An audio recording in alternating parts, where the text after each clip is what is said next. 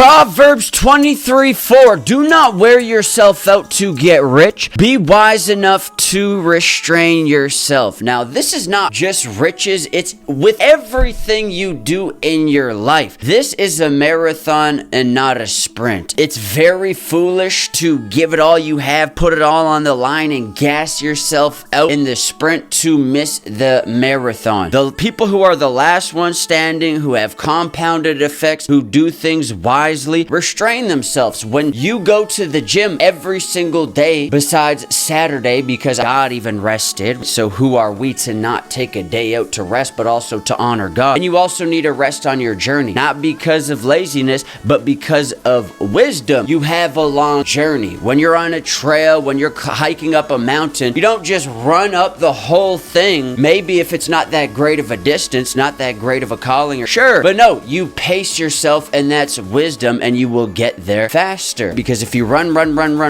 your breaks are going to be a lot longer. It's wisdom to restrain yourself. It's just like going to the gym. You don't smash the weights every single day, give 110%, because actually you won't get the biggest that way. You will probably be more prone to injury. You'll probably actually get weaker because you'll be in there less than the person who paces themselves, stretches, has mobility, doesn't tighten up in their muscles, has proper blood flow, circulation. The person who paces themselves is going to be there for the rest of their life. Compounded, strong, built muscle. The person who doesn't restrain themselves and just smashes it and grinds their gears to a halt will not be there. And this goes for literally everything. If you have a car that can be put in sport mode, but you could also drive it just in regular mode, you're not in sport mode all the time, smashing it, smashing the gas, or else it's going to be very hard on the engine. Maybe you put it on sport mode when you're going up a hill, and that's healthy. But if you're smashing the gas continually, you're gonna break down, and maybe permanently. If you make things a miserable experience for yourself, you're not gonna want to return to it. And that's why you want to make things bite-sized, make things fun. And this will actually give you a great work ethic and efficiency. And this is one thing I use, and it's why I can do a lot of things, because I do what I want to do. Like if I'm sick and tired of doing something, I'm not automatically gonna go to that. Or if there's something that I'm like, hey, I kind of want to do this seems easier, or this is like a lighter load,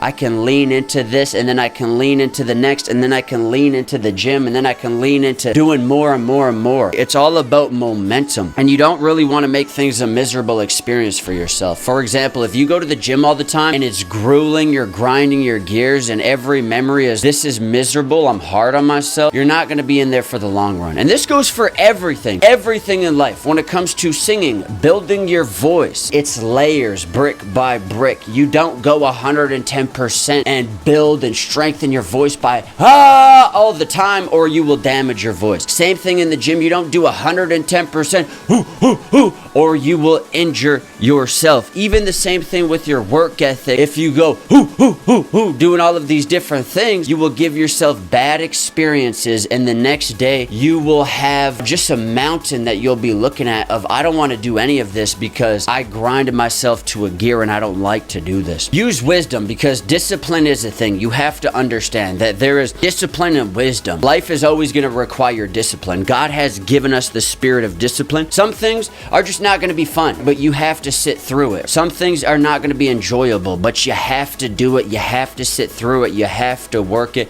and you have to understand the difference. There is discipline. Discipline is discipline. But then there's just being foolish, which is grinding yourself to a halt so you cannot continue in disciplines and compounds, which is not wise. Here's one of the things that you have to understand. Whenever you start something new, a new adventure, a new project, or something your spirit, your mind, your body is not adapted to, a lot of the times it will be overwhelming. It will feel like a lot because you don't have the spiritual capacity for that. That's one thing I've noticed, is when I add a new routine, add a new discipline, add something new into my life, it sucks. The first time when I started learning guitar, it was a hump to get over. And then after that, I started to enjoy it. And then, I wouldn't enjoy it. And then I would, maybe go for vocal lessons rather than the guitar first, right? Or if I hated vocal lessons, I would go with the guitar. Like, I find ways to keep things fun, but to get everything done. And then there's times where it just takes discipline. And then there's times when new things will come into your life and there's a hurdle that you have to get over. And you just just have to sit through it. And I've noticed this every single time when it comes to whatever new is being introduced into your life. If it's a new job, the first week,